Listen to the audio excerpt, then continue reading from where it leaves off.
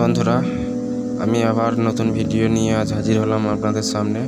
National তন্ত্র টাইগারের পক্ষ থেকে আপনাদের জানাই আমার আন্তরিক প্রীতি ও শুভেচ্ছা। এই ভিডিওটা একমাত্র তাদের জন্যই যাদের স্ত্রী বা প্রেমিকা ছেড়ে চলে গেছে বা কোনো প্রেমিকাকে ছেড়ে চলে গেছে, তাদের জন্য এই ভিডিওটা। আপনারা ভালো করে দেখুন, নকশার চালটা আগে দেখে নিন, যেটা 1 2 3 4 5 এরকমভাবে যেরকম করা রয়েছে ঠিক সেরকমভাবে আপনারা আরবি সংখ্যাগুলো লিখবেন। বাংলা সংখ্যাগুলো লেখার দরকার নেই। এই নকশাটি লিখবেন লাল কালি দিয়ে বা জাফরান কালি দিয়ে।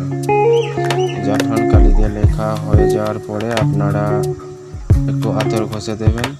এবং এই নকশার লেখার নিয়ম হচ্ছে কি, দেখে নিন আপনারা, যে এই নকশা দুটি লিখে ইঁট চাপা দেবে এবং যাকে বশ করবে তার নাম নকশার উল্টো দিকে লিখবে।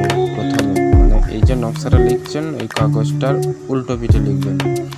প্রথমে তার নাম দেবেন, তারপর তার মেয়ে হলে তার মায়ের নাম, ছেলে হলে তার বাবার নাম, আর তারপরে আপনার নিজের নাম লিখুন। আপনি যদি ছেলে হন তাহলে আপনার পিতার নাম, এবং আপনি যদি মেয়ে হন তাহলে আপনার মায়ের নাম লিখবেন।